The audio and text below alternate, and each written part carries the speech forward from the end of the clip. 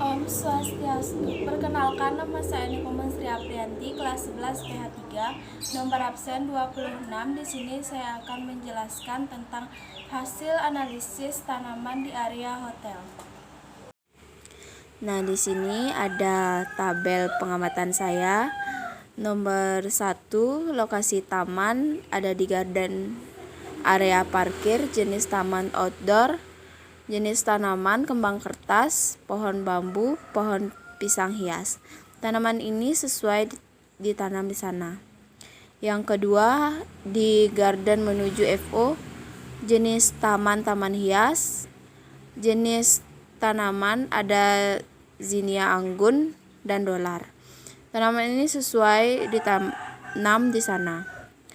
Garden di depan kamar yang ketiga, jenis taman outdoor, jenis tanaman pohon jepun, pohon kelapa, dan lidah buaya.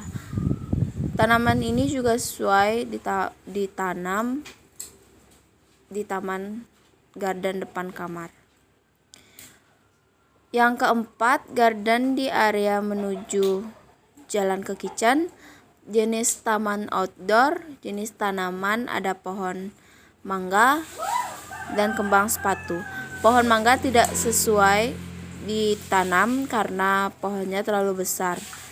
Kembang sepatu sesuai.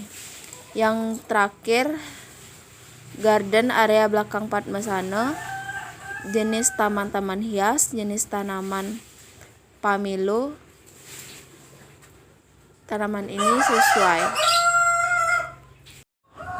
Dari hasil pengamatan saya mengenai beberapa tanaman yang saya amati, saya dapat menyimpulkan bahwa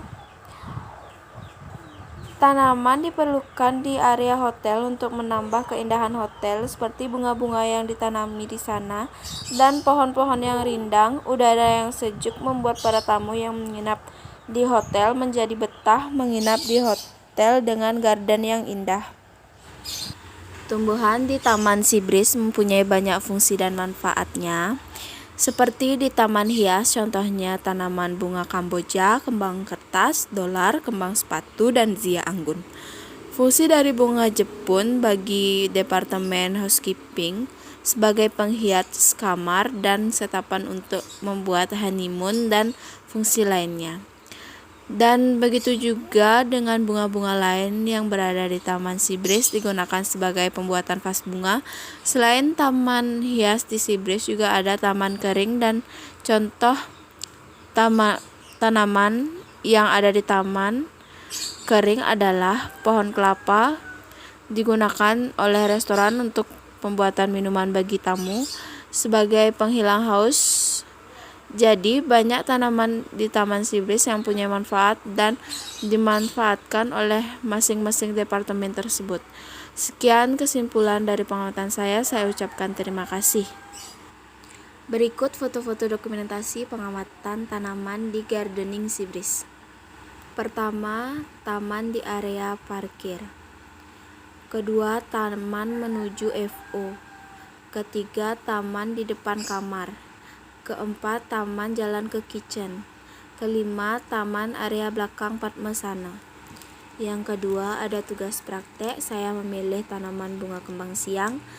Langkah-langkahnya, yang pertama, siapkan pot dan tanah terlebih dahulu. Kedua, lalu petik kembang siang, lalu tanamlah bunga kembang siang tersebut. Yang ketiga, isi pupuk atau kotoran hewan yang sudah kering. Yang terakhir, siram supaya kembang siang mau hidup dan segar. Hasilnya sudah saya lampirkan di sana.